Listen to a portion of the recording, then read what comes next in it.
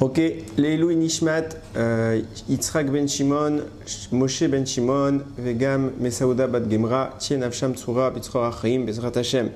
Alors, Parashat Vaïra, on entre dans le vif du sujet, le bras de fer commence entre Moshe Rabbeinu et Paro. Bon, c'est pas un vrai bras de fer, puisqu'en fait, l'opposant, c'est pas Moshe, c'est Hachem qui s'oppose à Paro. Et évidemment que personne ne peut s'opposer à Hachem, personne ne peut contredire ses plans. Donc, Paro a perdu d'avance.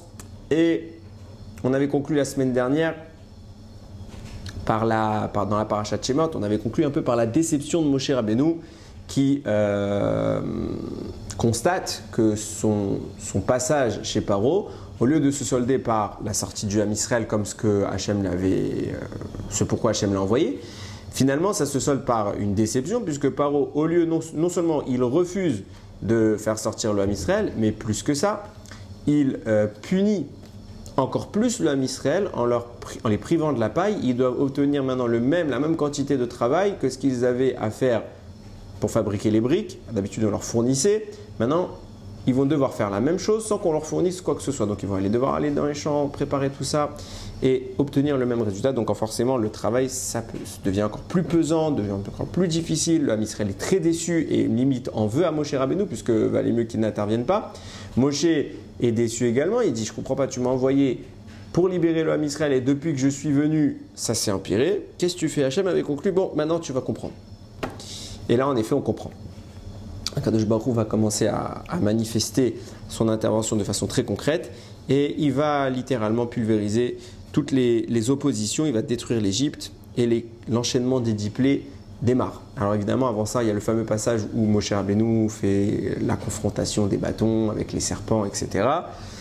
Là, on ne va pas s'arrêter sur ça. On va parler maintenant du mois de la première plaie. Donc dans notre paracha, les 7 premières plaies démarrent. Dam, Zvardea, Kini, Marov, Dever, Shechin, Barad. Et ça s'arrête là. Jusqu'à la grêle.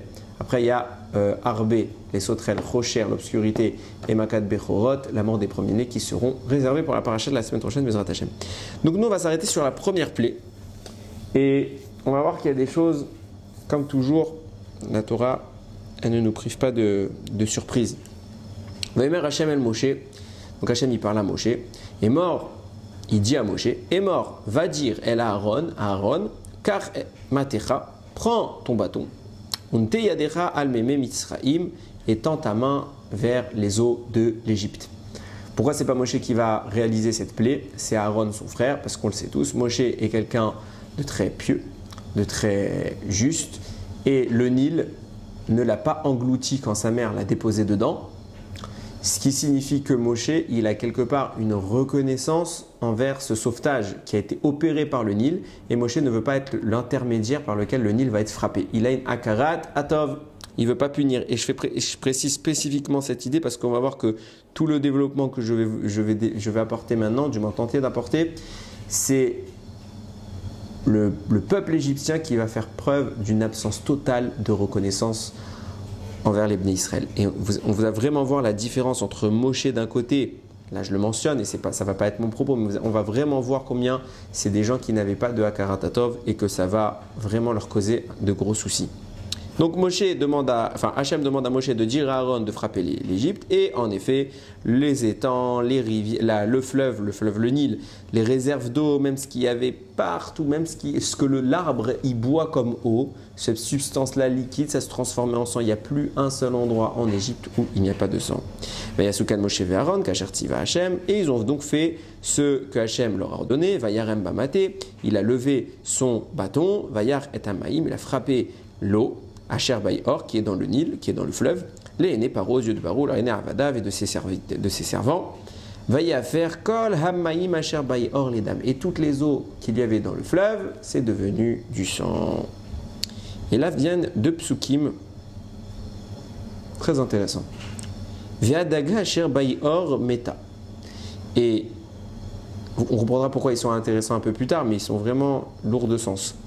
Et les poissons qui étaient dans le Nil, enfin dans le fleuve, sont morts. Vaïv Hachaye Or, Velo Yachelu Mitzraim, Lishtot Ma'im Minay Or, donc le fleuve il a carrément il a pourri quoi.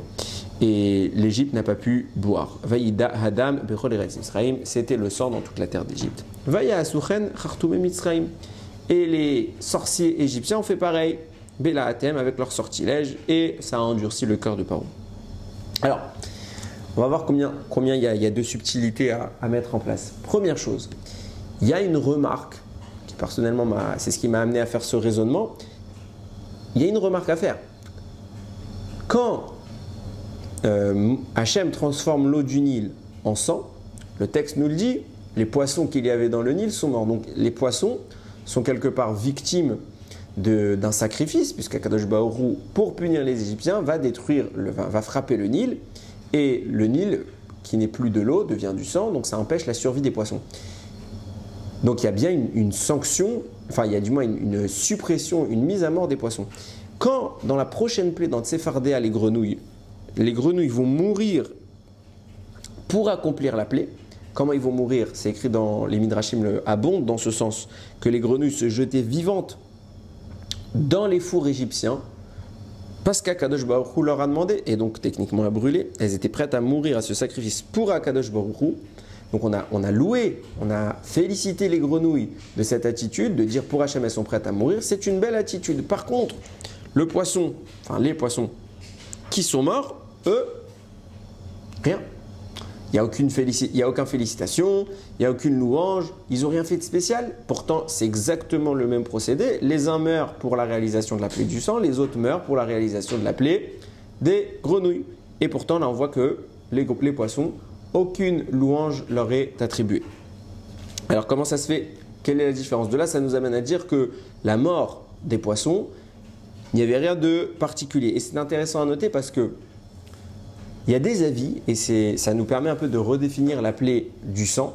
Il y a des avis qui estiment que la vision standard qu'on a de l'apparition du sang, elle est complètement différente de ce qui s'est passé. Alors nous, on imagine les choses comme ça. Le sang, comme c'est un peu décrit dans le pasouk, le sang, toute l'eau d'Égypte s'est transformée en sang. Il n'y a plus d'eau, il n'y a que du sang.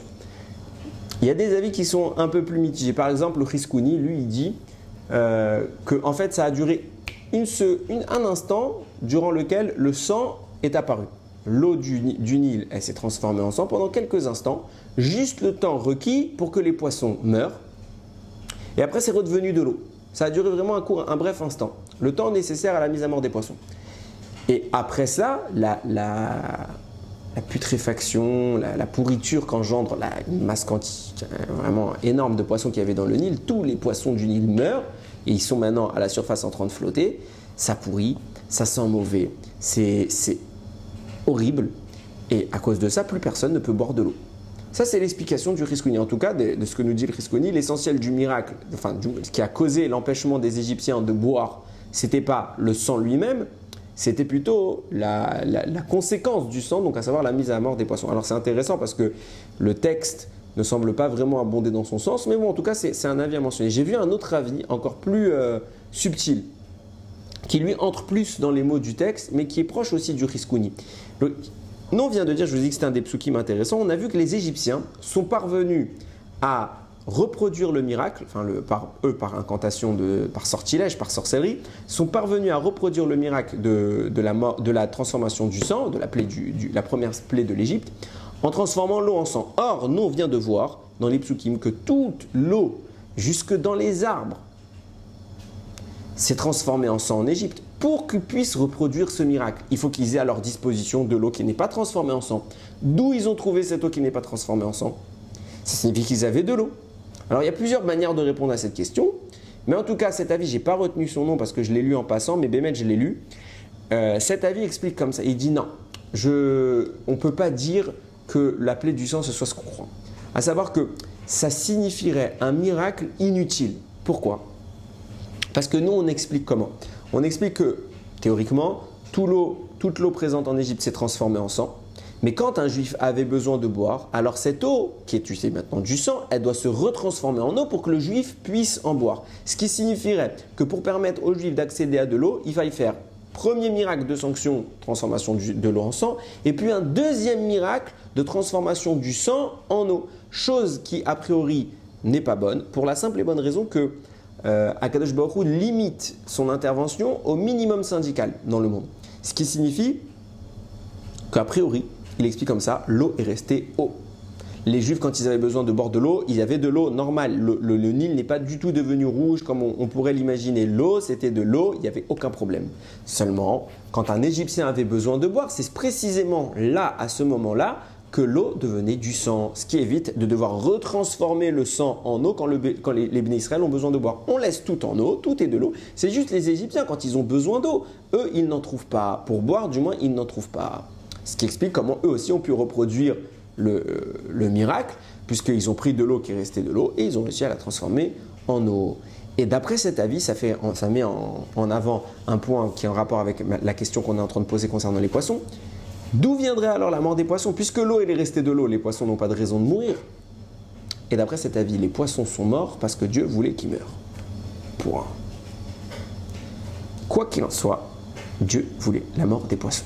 Alors, bien évidemment, je le répète, ce n'est pas l'avis unanime. L'avis le plus standard, c'est celui qu'on imagine, c'est bien l'eau qui s'est transformée en sang, etc. Mon propos n'est pas du tout de dire que en fait, le miracle il a été amoindri. C'est juste pour noter que dans un cas comme dans l'autre, que ce soit d'après le premier avis, qui dit que toutes les eaux sont devenues du sang, ça a engendré la mort des poissons. Alors pourquoi les poissons sont mis à mort? Ils ont fait quoi? Alors si c'est un sacrifice pour la gloire d'Akadosh Baruch Hu, alors on aurait dû les féliciter. On voit bien qu'ils ne sont pas félicités, donc ça veut dire que leur mort n'est pas louable, mais c'était plutôt même critiquable, puisque Dieu ne tue pas pour rien, même si c'est des animaux. Deuxième point, d'après l'avis qui dit que Akadosh Baruch Hu, en réalité, il n'a pas transformé l'eau en sang, si ce n'est que lorsque les Égyptiens buvaient. Donc ça veut dire que la mise à mort des poissons était prémédité, c'était ciblé, c'était vraiment voulu. Dieu voulait qu'ils meurent. La question c'est pourquoi? Dans les deux cas, pourquoi les poissons sont morts? Qu'est-ce qu'ils ont fait d'autant que quand on a eu l'histoire de Noach, lorsqu'il y avait le Maboul, Akadosh Baruch Hu, il a détruit toute la planète. Les animaux eux-mêmes ont péri dans le Maboul. Pourquoi? Parce que Khamim disent, même les animaux se sont pervertis à l'époque de Noach, au point que les animaux ne s'accouplaient plus avec leur espèce, mais avec une autre espèce. C'était des interespèces qu'il y avait dans les relations. Ce qui veut dire que même l'animal est devenu, à cette époque-là, il est devenu mauvais. On en reviendra tout à l'heure sur qu'est-ce que ça signifie qu'un animal puisse devenir mauvais. Mais en attendant, même l'animal est devenu mauvais. Donc Akadosh Baruch Hu dit, il n'a plus de raison d'exister. Je le supprime, si ce n'est Noach, sa famille et les animaux qu'Hachem a sélectionnés dans la Teva. Tous les autres animaux étaient pervertis. Akadosh Baruch Hu les a éradiqués. Si ce n'est un, c'est lequel? Toutes les espèces sous-marines, tous les poissons n'ont pas disparu. Pourquoi? Deux avis. Un avis qui dit, j'ai pas retenu les noms, mais là encore, un avis qui dit tout simplement qu'ils n'ont pas fauté, les poissons ne se sont pas mélangés entre eux, donc il n'y avait pas de raison de les tuer. Un autre avis qui dit, c'est pas vraiment qu'Hachem a voulu les sauver, c'est simplement que comme on était dans de l'eau, l'eau était brûlante. Alors qu'est-ce qu'ont fait les poissons quand ils ont vu la température de leur eau monter? Ils sont descendus tout en bas de la mer, ils se sont réfugiés dans les océans les plus profonds, permettant ainsi à ce que la température ne les brûle pas. Donc quoi qu'il en soit, les poissons ont survécu à l'époque du Maboul parce que quelque part, ils ne devaient pas mourir. S'ils sont vivants, c'est qu'Hachem ne voulait pas qu'ils meurent. Donc c'était des tzadikim, stam, on parle d'animaux. Mais dans la théorie, c'est une espèce qui n'a pas fauté. Et donc elle méritait sa survie. Et là, on voit que quoi? Le poisson est ciblé comme étant la raison de la mort. Enfin, comme étant un objectif d'Akadosh Baruch Hu, Dieu veut les tuer. Qu'est-ce qui se passe? Alors il y a plusieurs avis qui sont mis en avant. Je vais en citer les deux qui sont en rapport avec mon propos et c'est les deux principaux. Il y a le premier, c'est le Me'am Loez. Le Me'am Loez dit en effet les poissons sont morts parce qu'ils ont fait une grave avéra. Quelle était leur avéra? Au moment où Paro a dit Kol ben ayilod ayora tashilchou, tous les garçons qui naîtront dorénavant, vous devrez les jeter dans le Nil, dans le fleuve. À ce moment-là, c'est un décret gravissime auquel normalement la création du monde ne doit pas participer. Celui qui le fait, il a des comptes à rendre. Le monde ne doit pas participer à un truc pareil. Les poissons participaient à cela. Comment? Quand Paro envoyait les enfants dans le Nil et que leurs dépouilles se noyaient dans la mer, les poissons sont venus et ils ont mangé les enfants. Alors, on a vu plusieurs fois qu'il y avait un miracle qui permettait aux femmes d'éviter la noyade de leurs enfants dans le Nil en allant dans les champs, mais on peut facilement supposer que toutes les femmes n'ont pas pu bénéficier de ce miracle, petit 1, et petit 2 n'ont pas pas tout le monde a pu s'échapper. Donc il y a forcément qui ont réussi Baruch Hashem, et d'autres qui n'ont pas pu réussir, donc forcément il y a eu des morts. Nous dit le Me'am Loez, les poissons ont dévoré les enfants. Alors Akadosh Baruch Hu les a punis. Deuxième avis, le Sefer Chassidim, qui est rapporté par le Yalkut Reuveni également, qui dit non, c'est encore plus subtil que ça. Chaque création qu'il y a dans ce monde est gouvernée par un malach, par un ange. C'est écrit, si je ne me trompe pas, c'est dans la Masechet Chagiga, si je ne me trompe pas, qu'il n'existe pas une brindille d'herbe qui pousse dans ce monde sans qu'un ange soit venu au préalable lui dire « pousse ». Ça veut dire que toute énergie qui se manifeste dans ce monde, c'est la résultante d'un ange. Maintenant, chaque ange qui gouverne un élément ne veut, comme je l'ai dit tout à l'heure, ne veut pas s'associer au mal. Normalement, il ne doit pas s'associer au mal. Et lorsqu'un décret négatif est promulgué à l'égard d'une personne et qu'Akadosh Baruch Hu veut le punir par l'intermédiaire d'un élément de ce monde, à savoir par exemple un caillou, si par exemple quelqu'un va tomber parce qu'il va trébucher sur un caillou, ce caillou-là a un représentant céleste, un malach qui gère les cailloux, bon, c'est le malach des cailloux, et cet ange-là devrait normalement intercéder dans le ciel pour dire Ribono Shel Olam, maître du monde, je t'en supplie, ne passe pas par mon intermédiaire pour faire une sanction à un homme. Je ne veux pas faire partie de cela. Et le Sefer Chassidim écrit, si l'ange en question ne l'a pas fait, s'il n'a pas intercédé pour éviter la sanction, du moins que la sanction passe par lui, alors il a des comptes à rendre dans le ciel. Le Nil, qui a lui aussi un représentant dans le ciel, qui a lui aussi un malach, quand il a entendu ce malach, quand la ben aïlod ayehora tashlichou, tout enfant à naître qui est un garçon, vous le jetterez dans le Nil, qu'est-ce qu'il aurait dû faire ce malach? Il aurait dû dire Ribono Shel Olam, t'as des décrets à faire, fais-les pas passer par moi. Il n'a pas fait ça, insinuant, il est d'accord qu'on tue les enfants par son entremise. Et comme la représentation céleste du Nil a contribué à la mise à mort des garçons, alors Kadosh Baruch Hu l'a puni et elle a eu des comptes à rendre. Et c'est pour ça que le Nil a été puni, c'est pour ça que la première plaie de l'Égypte c'était le sang. Et c'est intéressant parce que ce soit le premier avis, celui du Méhamloès qui dit que les poissons ont mangé, ou que ce soit le deuxième avis qui dit qu'en réalité c'est la manifestation céleste qui n'a pas intervenu, en fait ça se trouve les deux sont vrais puisque la manifestation céleste, du moins l'ange, n'a pas prié pour sauver les enfants, alors de façon terrestre ça se manifeste par un milieu, le milieu qui représente cet ange, donc le Nil et les animaux qui y vivent, se transforme en un milieu hostile et favorable à la punition, enfin à la mise à mort des enfants qui venaient de naître. Donc, quoi qu'il en soit, on se pose la question, comment on peut envisager que cet ange soit à ce point-là cruel? Pourquoi il nous en veut? Qu'est-ce qu'on lui a fait? Comment il peut vouloir faire le mal? C'est un décret atroce. Et deuxièmement, les poissons, on voit que à l'époque du Maboul, qui était la perversion par absolue, les poissons sont restés nobles, et là ils sont atteints. Ils deviennent mauvais. Qu'est-ce qui s'est passé maintenant? Pourquoi les poissons ils ont changé d'attitude par rapport au Maboul? Alors pour répondre à ça, il va falloir qu'on s'arrête un petit peu, qu'on remonte il y a exactement 3 parachiotes, parachat Vaïgash. Parachat Vaïgash, j'avais une question pendant longtemps et à chaque fois j'ai lu plein de réponses, ça passe, mais il me manquait quelque chose. Baruch Hashem, j'ai trouvé une idée un peu plus originale, enfin du moins qui me convient plus à moi. Après, toutes les réponses sont bonnes. Quand Parachat Vaïgash, Yosef se dévoile à ses frères, Paro, il va avoir une attitude évidente, savoir que maintenant les frères sont au courant, donc ils viennent emménager en Égypte, accompagnés de leur papa Yaakov. Paro, il se dit Ribono Shel Olam. Enfin, je ne sais pas s'il a dit Ribono Shel Olam, mais bon. En tout cas, Paro se dit, si Yosef, il est comme ça, il est génial, il est extraordinaire, ce Yosef, il a sauvé toute l'Égypte, il est d'un génie que j'ai jamais contemplé dans ma vie. Son père, qu'est-ce que ça doit être son père? Que Yosef, il lui a parlé de son père, il lui a dit, moi je suis rien à côté de mon père, alors si toi t'es rien, qu'est-ce qu'il est ton père? Donc Paro, naturellement, il veut voir ce monsieur. Donc quand Yaakov arrive, Paro demande à ce qu'on lui présente la famille de Yosef. Yosef lui présente des frères et il lui présente Yaakov. Et il est fier de lui présenter, papa, je connais le roi, je te présente au roi. Yaakov arrive et il va dire, il va avoir une discussion, quel âge tu as, tralala. Et après, il y a écrit quoi? Yaakov maintenant prend congé. Vaïvarer Yaakov et Paro, vaïetse milifne Paro. Yaakov, il a béni Paro et il est sorti de devant lui. Rachi nous dit, c'est normal, on va voir le roi.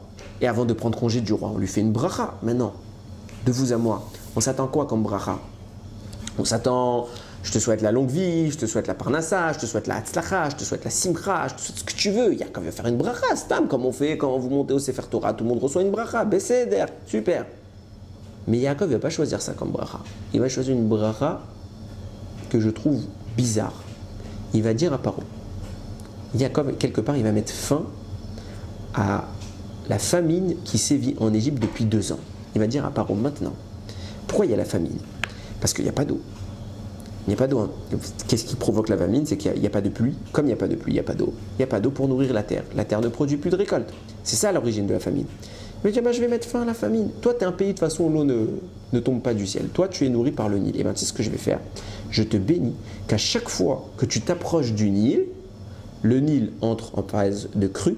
Il sort, l'eau sort à ta rencontre et elle va abreuver tous les champs de l'Égypte. En clair, tu n'as plus qu'à t'approcher et eau à volonté. Miracle extraordinaire. De cette manière, Yaakov met fin à la famine. Chaque fois qu'on a besoin d'eau, il y a de l'eau. Super.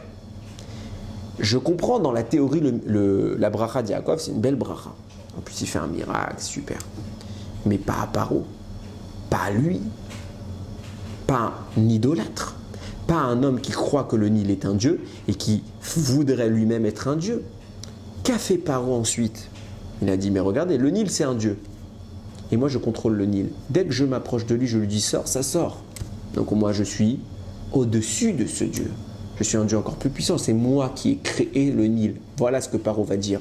C'est moi le dieu qui est le créateur du dieu Nil. Chas v'shalom.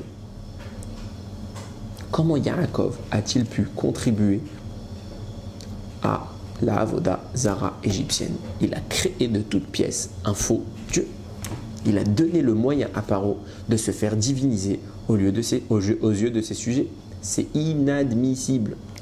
Comment Yaakov il a pu faire ça? Je vous promets, il y a plein de réponses. C'est dur à comprendre. Mais mec, c'est dur. Et en fait, en y réfléchissant, on se rend compte de quelque chose de vraiment intéressant. C'est que certes, il y avait la famine, et la famine ne s'est pas limitée à l'Égypte. Elle était beaucoup plus généralisée, surtout dans les pays voisins. On voit bien que, par exemple, les frères de Yaakov, Yosef, sont descendus en Égypte pour acheter du blé. Il n'y avait pas de blé en Israël. Alors, eux, ils en avaient. On a déjà vu qu'eux, ils en avaient, qui faisaient semblant de ne pas en avoir. Mais en tout cas, en attendant, c'est le pays où il fallait descendre parce qu'il n'y avait pas en Israël. Donc, tous les pays voisins n'ont pas de quoi manger. Il y a un pays qui survole la crise. C'est la crise boursière. Il y a un pays qui survole la crise. C'est qui? L'Égypte. L'Égypte, c'est pas qu'ils survolent la crise, c'est qu'ils vont s'en mettre plein les poches. L'Égypte va cartonner, c'était le plus beau cadeau du siècle. Pourquoi? Parce qu'en Égypte, il y a un type qui avait prévu la famille et qui va savoir comment contourner le problème. Comment s'appelle ce monsieur? C'est Yosef Hatzadik. Yosef va voir Paro, va dire je t'annonce 7 années d'abondance, parachat Miketz, puis 7 années de famine horrible. Il explique tout le rêve de Paro. Paro est subjugué. Les serviteurs de Paro sont affolés de voir un homme du calibre de Yosef. Ils ne comprennent pas ce qui se passe. Il va dire En chacham venavon kamora, j'admets, moi Paro, il l'a dit à ses sujets. Il l'a dit devant tout le monde. On va trouver, il n'y a pas un homme aussi chacham que toi. On va trouver un homme comme Yosef. On ne va pas, tu montes au ciel, tu descends. J'ai demandé à tous mes conseillers, tous mes magiciens, tous mes sorciers, tous les génies que j'ai dans mon pays, rien. Toi, tu débarques, tu sors de prison, tu étales tout le monde, tu es un phénomène. Je te place numéro 2 du roi, tu vas sauver mon pays. Yosef commence à faire, pendant les 7 années d'abondance, des stocks. Tous les Égyptiens font du stockage. Tous les stockages égyptiens pourrissent. Seul Yosef parvient à garder un stock viable. Et il a tellement engrangé, tellement mis de côté de réserves qu'il a de quoi tenir 7 ans. Et c'est pas tout. Il a 7 ans pour lui et il peut même avec ça exporter à l'extérieur. Il peut même nourrir les pays voisins. Quelle quantité par eau? Il se dit mais ribono shel olam, comment c'est possible? Ce type-là nous a littéralement sauvés. En clair, toute la planète connaît la famine, mais dans un pays qui s'appelle l'Égypte, il y a un monsieur qui s'appelle Yosef, qui certes, en apparence, il y a la famine, mais c'était une période d'abondance hors norme. J'ai envie de dire que pour l'Égypte, peut-être que ces 7 années de famine étaient des meilleures années que les 7 années d'abondance. Parce que pendant les 7 années d'abondance, d'accord, ils avaient de quoi se nourrir, mais là, mais les autres pays aussi avaient de quoi se nourrir. Mais là, l'Égypte est le seul pays, il a le monopole de la nourriture. C'est comme si je vous disais que dans toute la planète, il n'y a plus à manger, il n'y a qu'un pays qui fournit, le pays qui cartonne. L'Égypte est montée au sommet grâce à ce sauvetage de Yosef. Et tout le monde est conscient de ça. Yosef est le héros qui a sauvé l'Égypte. Ce qui signifie que certes, les Égyptiens ont eu besoin de payer. Et le Midrash dit qu'ils ont dû aller jusqu'à se vendre en esclaves. Mais pas un moment, ils n'ont pas eu à manger. Grâce à qui? Grâce à Yosef en Caire.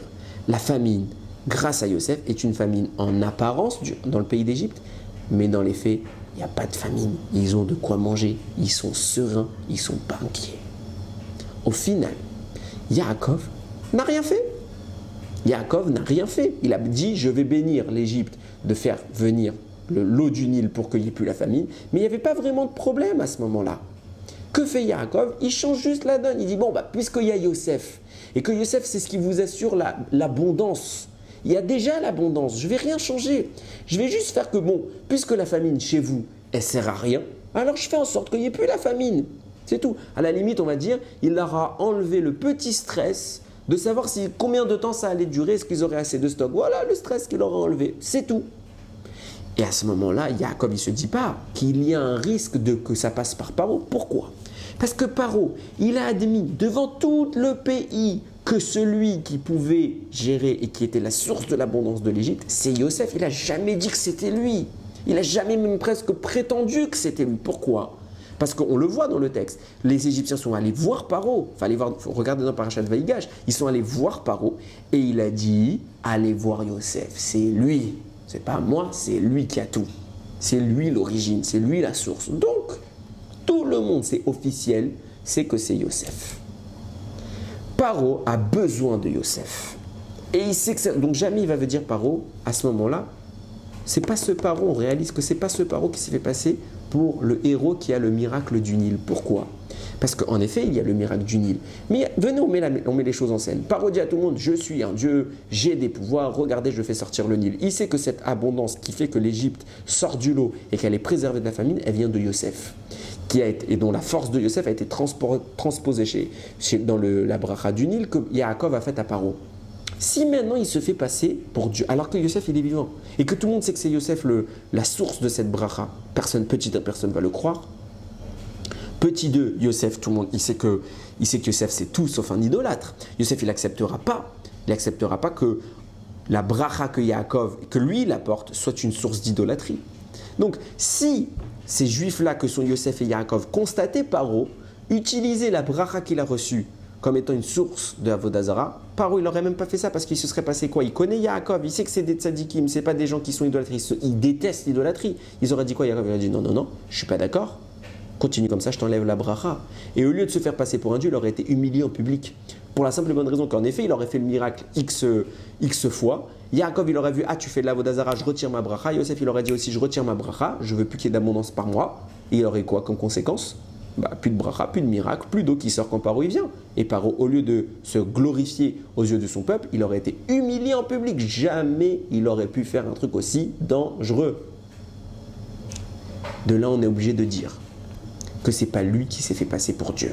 Et Yaakov, quand il a mis ça, il est au courant qu'il ne va pas se faire passer pour Dieu, il n'y a pas de risque. Tant que Yosef il est là, Yaakov il est là, il n'y a pas de risque. Le problème lui va venir après. C'est que cette bracha qu'Yaakov a faite, elle s'est transmise au pharaon suivant et au pharaon suivant. Parce qu'après ce pharaon-là, il y en a eu d'autres. Et il y a écrit dans Parashat Shemot de la semaine dernière, Vayakom Melech Hadash al Mitzraïm. Il y a eu un nouvel roi en Égypte, Asher lo yada et Yosef, qui connaissait pas Yosef. Yosef, il est niftar. Yaakov, il est niftar. Il n'y a plus personne qui va maintenant venir prétendre être la source de la bracha en Égypte. Il y a un nouveau roi qui se lève et qui dit, mais c'est qui Yosef? Il n'y a pas de Yosef, il n'existe pas. Je fais semblant de ne pas connaître. Pourquoi je fais semblant de ne pas connaître? Parce que je veux que ce soit moi le héros. Il a dit, je ne connais pas ton Yosef. Il existe pas. Il l'a supprimé de l'histoire. En le supprimant de l'histoire, et que plus personne maintenant ne peut venir rétorquer, mais je vais te retirer la bracha, Yosef est mort, Yaakov est mort. Qu'est-ce qu'ils vont faire? Vient Paro, le nouveau Paro, et il dit, je suis le dieu du Nil. Et là, la Avodah Zara commence. C'est pour ça qu'Yaakov, il a pu bénir Paro, parce que le premier Paro, celui qui était en bon terme avec Yaakov et Yosef, n'a jamais fait de mal. Il n'a jamais fait de mal. C'est le Paro qui est venu plus tard, qui lui va se faire passer pour un dieu. Comme il se fait passer pour un dieu, ça va avoir des conséquences catastrophiques pour lui et pour la suite. Comment ça se passe? Alors, il faut savoir, comme on l'a dit tout à l'heure, l'ange qui représente le Nil a des comptes à rendre dans le ciel. Il faut savoir que le Rambam expose, on en a plusieurs fois parlé, le Rambam expose l'origine de la Avodah Zara comme étant une volonté de l'homme d'obtenir quelque chose de la part du ciel. À savoir que Dieu, c'est l'être suprême et les premiers hommes n'ont pas du tout nié cela. Ils étaient tout à fait d'accord avec ça et ils acceptaient l'existence de Dieu, il n'y avait pas de problème. Seulement par égoïsme et par le vouloir qu'ils avaient d'absolument obtenir leur demande, alors ils ont commencé à dire « je ne peux pas avoir accès à Dieu ». Donc je vais avoir accès à ces ministres. Les ministres, c'est les anges. Alors je vais aussi vénérer les ministres et ça va leur donner de l'importance. Et eux, ils vont pouvoir intercéder auprès d'Akadosh Baruch Hu en notre faveur. Et donc ils ont commencé à diviniser les anges. Ils ont fait de la Avodah Zara sur eux et avec le temps, ils ont oublié. Ce qui veut dire que quand on fait de la Avodah Zara sur un ange, alors on lui donne le statut d'idole, quelque part. Et comme je le disais tout à l'heure, Yosef, c'est l'origine de tout ça. Yosef, c'est la bracha qui vient en Égypte. Et Paro, et j'ai oublié de le préciser, c'est très important, Paro, il savait ça. Le Paro qui se lève et qui prétend ne pas connaître Yosef, qu'est-ce qu'il fait ce Paro? Il va dire, je ne vais pas perdre la bracha de Yosef. Alors il prend la tombe de Yosef et il la met où? Puisque Yosef, c'est ce qui donne la bracha. Et que maintenant Yaakov, il a transposé cette bracha dans le Nil. Alors où est-ce qu'il va mettre Yosef? Il va le dire à personne. Personne ne sait en Égypte où est-ce qu'il est Yosef. C'est un grand secret, c'est un secret d'État. Il va mettre des tonnes de sortilèges pour protéger la tombe de Yosef, que personne ne puisse l'enlever. Il va la mettre où? Dans le Nil. Pour que la bracha de Yosef, elle continue. Et qu'on continue à vénérer le Nil et à vénérer Paro. Et ça va avoir des conséquences sur le Nil, sur sa représentation céleste, sur l'ange dont je parle. Il est d'ailleurs intéressant de noter que la valeur numérique de Yosef, je crois que c'est 156, vous referez le calcul, c'est 156, ça a la même valeur numérique que Nilus, le Nil en hébreu, pour dire que la bracha qui vient du Nil, elle est issue de Yosef. Elle tire ses forces, sa substance, son essence de Yosef Hatzadik. Et comme Yosef nourrit ce miracle, nourrit cette abondance qui est maintenant divinisée, qui est maintenant élevée à l'état d'idolâtrie, alors il va y avoir un problème.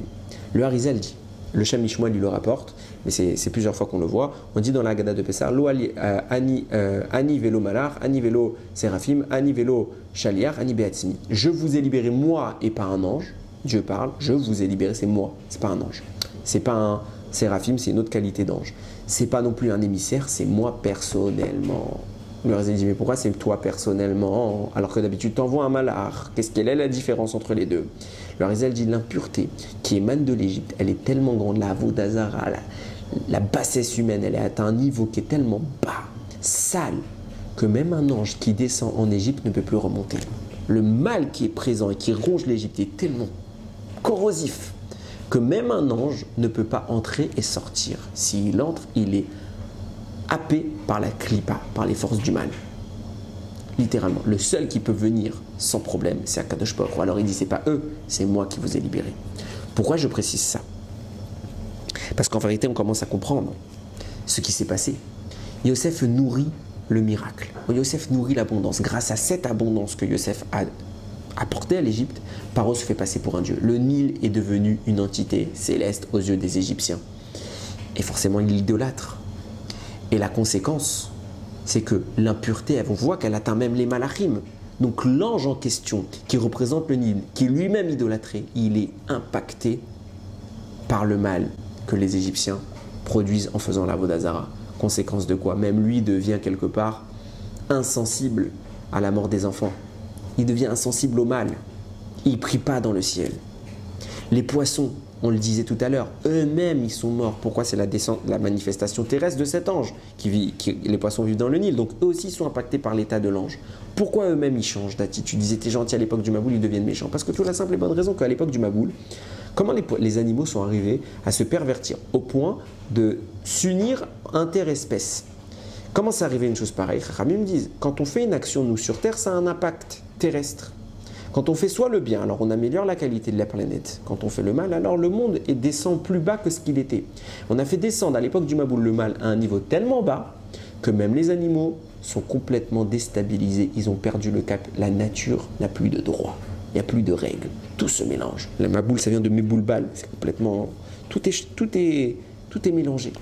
Tout est bouleversé. À ce moment-là, même les animaux sont atteints.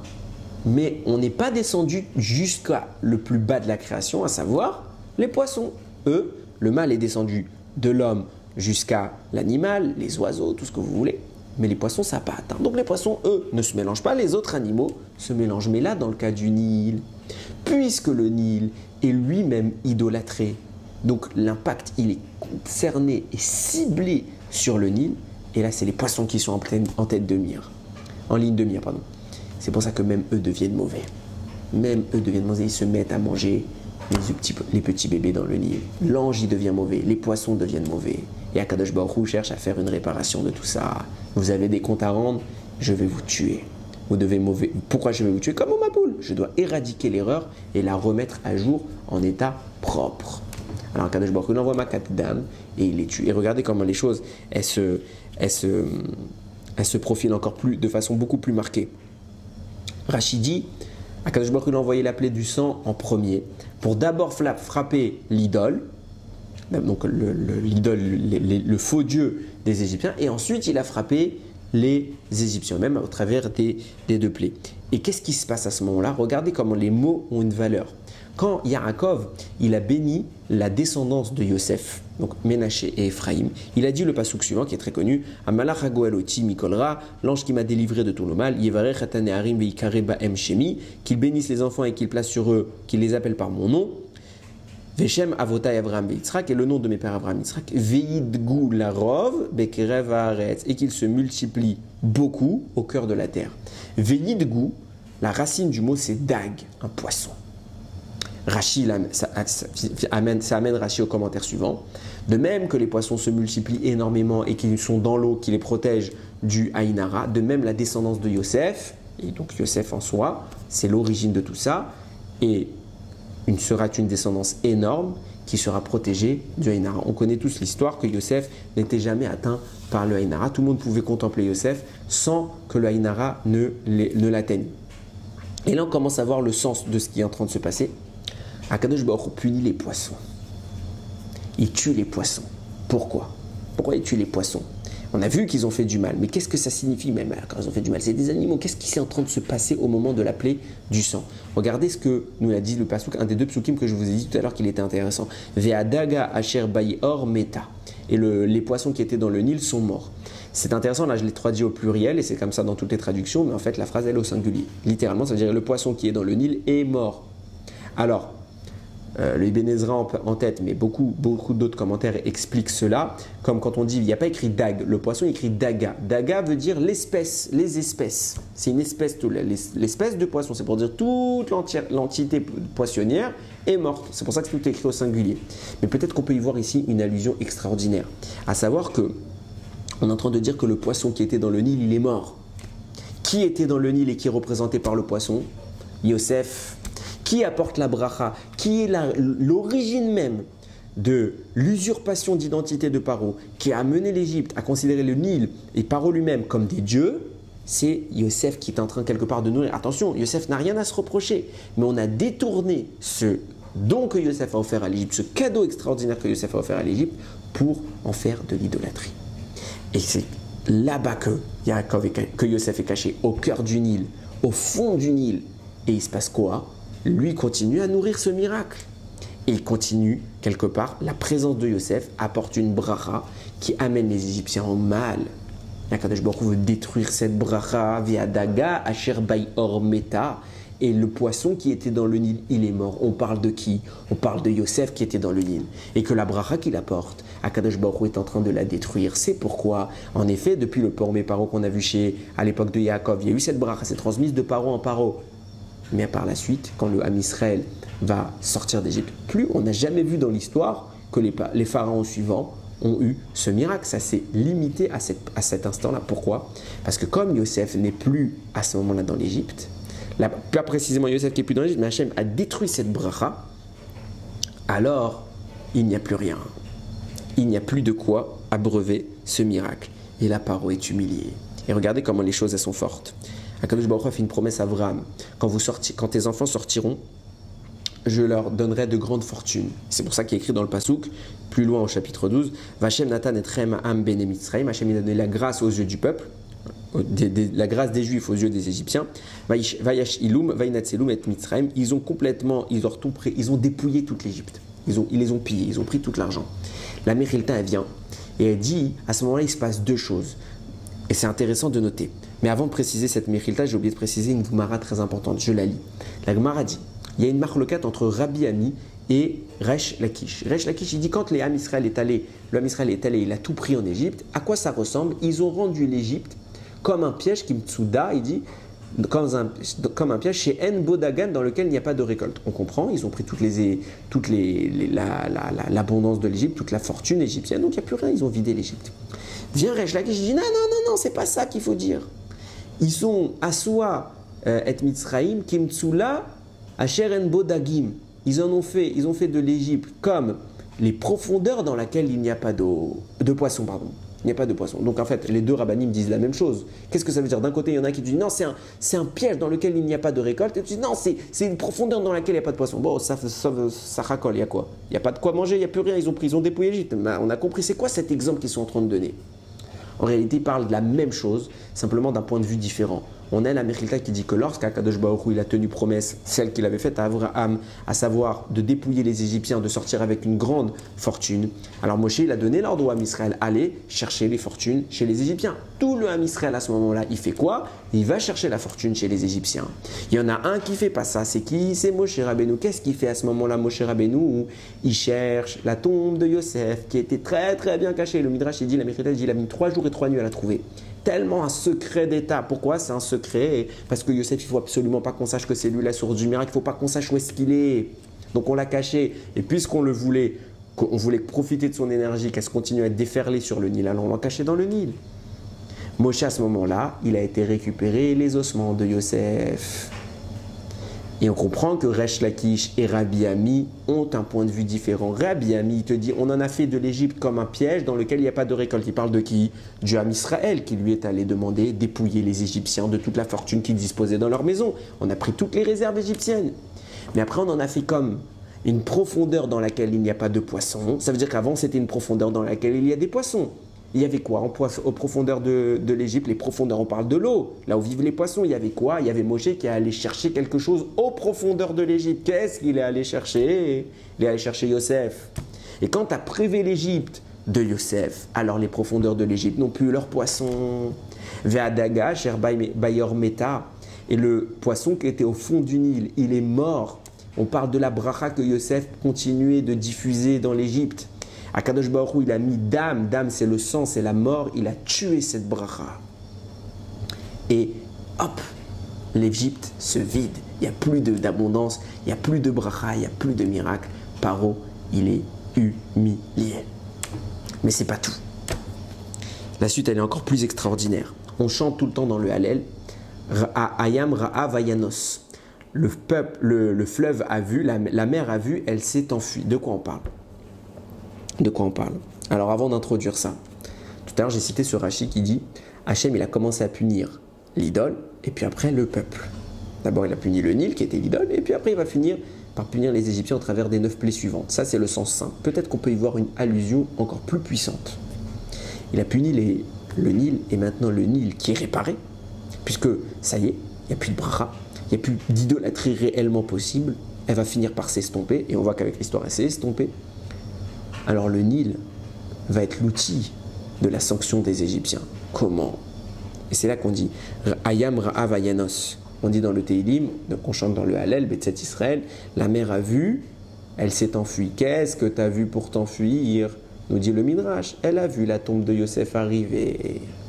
Et quand elle a vu la tombe de Yosef d'arriver, la mer elle s'est enfuie, elle s'est ouverte. Ça veut dire quoi elle s'est ouverte? Elle s'est enfuie. On aurait dû dire elle s'est ouverte, elle s'est enfuie. Vient l'élève du Rama Bipano, je suis obligé de citer son nom parce que c'est très important ce qu'il dit, Rabbi Eliezer Nachman Poua. Il dit dans sa Haggadah sur Pessah, il dit qu'est-ce qui s'est passé à ce moment-là? Ayam Ra'a Vayanos, ça s'est enfui. À ce moment-là où Yosef est arrivé et que maintenant que le Nil il a subi, a cause de l'Égypte, il a subi un châtiment lourd. L'ange il a été sanctionné, les poissons ont été sanctionnés, le Nil a été transformé en sang.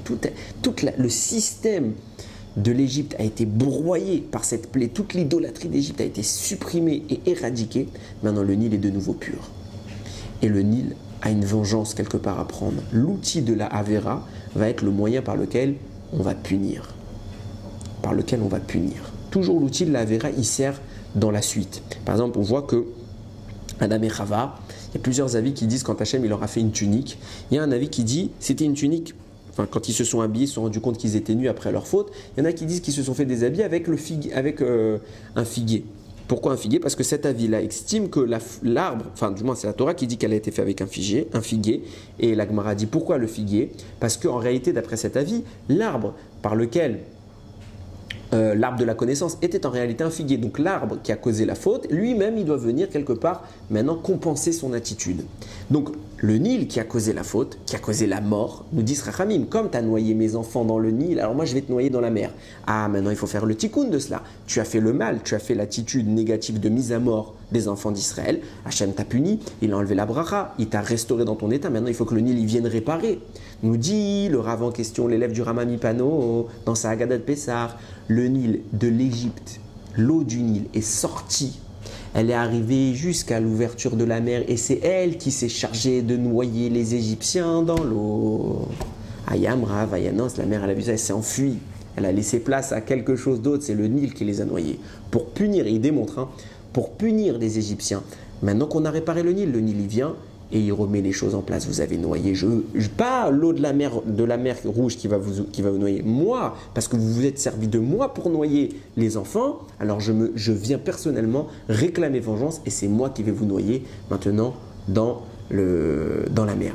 C'est extraordinaire, c'est extraordinaire. On voit un détail qui est juste effarant. C'est qu'on croit que d'accord, on leur a fait punir plein de choses, mais chaque micro-détail des avérotes qu'ont fait les Égyptiens, Kadosh Baruch Hu a tenu à leur rendre un compte. C'est quoi la avéra dont on parle ici? Je l'ai dit en introduction tout à l'heure. Moshe, il n'a pas voulu frapper l'eau. Pourquoi? Parce qu'il a eu Akarat Hatov. Il a reconnu que le Nil, un jour, il l'a aidé. Tu m'as aidé, je ne peux pas te faire du mal. Et il voyait, pourquoi on voit qu'il ne veut pas lui faire du mal? C'est quoi le mal dont on parle? On voit qu'on vient pour le punir, faire un compte, une sentence, une sanction pour le Nil. Il se passe vraiment quelque chose. C'est pas juste on a fait de la coloration. Vraiment, le Nil, il a pris cher. Moi, j'ai dit, je ne peux pas participer à ça. Le Nil, un jour, il m'a rendu service. Je ne peux pas participer à ça.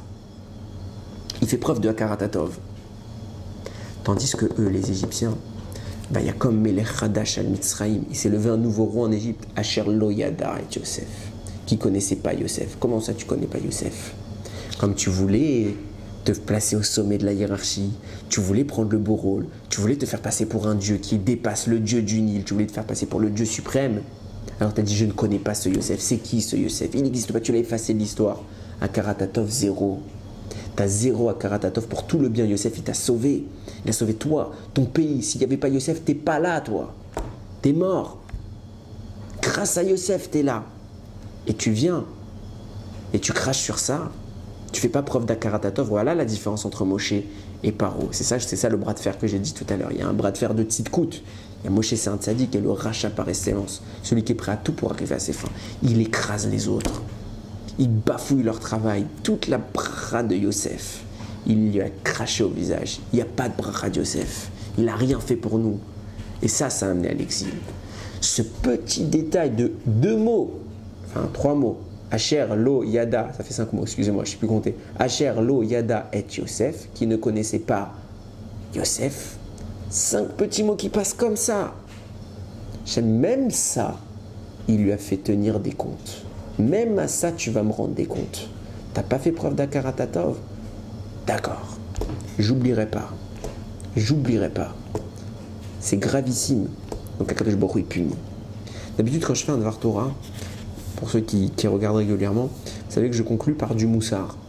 Oui, on voit combien c'est beau. Là, il n'y a qu'une phrase qui m'est venue à l'esprit. Marabou Maaser Hashem. On le dit tous les jours dans le Yetzer, c'est un Télim.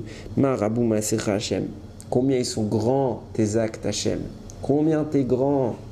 Combien c'est grand. Chaque année, on arrive ici, sur les parachiotes. On se dit, après les avoir commentés, recommandés, qu'est-ce qu'on va trouver à dire encore? Qu'est-ce qu'on va trouver? Et on découvre combien Kadosh Baruch Hu, il est pointilleux sur chaque détail.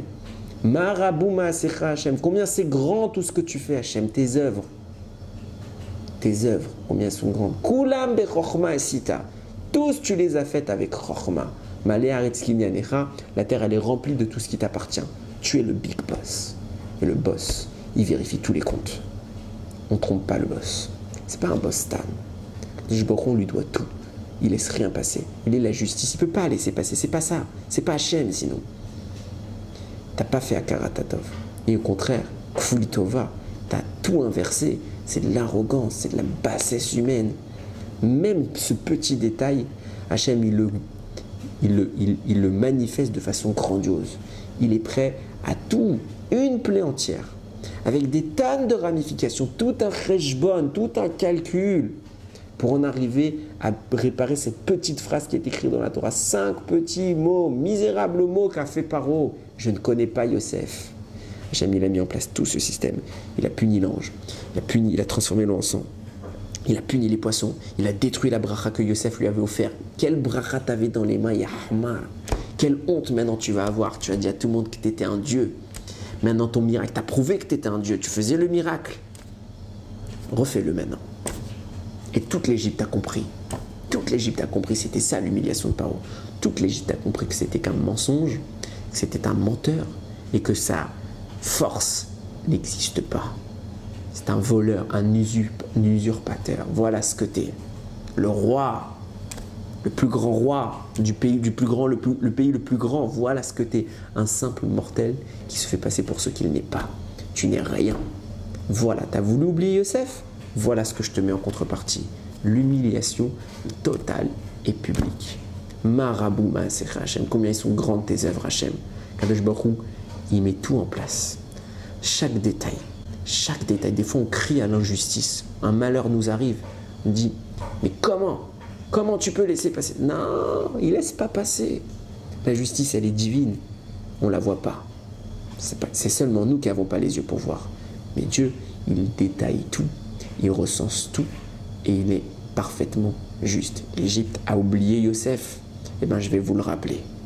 Je vais vous le rappeler. On ne se moque pas d'Akadosh Baruch Hu. C'est ça le message. Marabou Ma'asera. Combien c'est grand, combien Dieu est grand. Alors il raconte qu'on doit toujours zoré de trouver dans ces textes qu'il nous a laissés, dans cette merveilleuse Torah qu'il nous a offert, qu'on ait la chance toujours de voir combien encore, d'année en année, on voit chaque semaine combien Dieu est grand. C'est le plus grand moussard. C'est la plus grande morale qu'on puisse faire à quelqu'un. Constater combien Dieu est grand. Baruch Adonai Leolam. Amen ve Amen.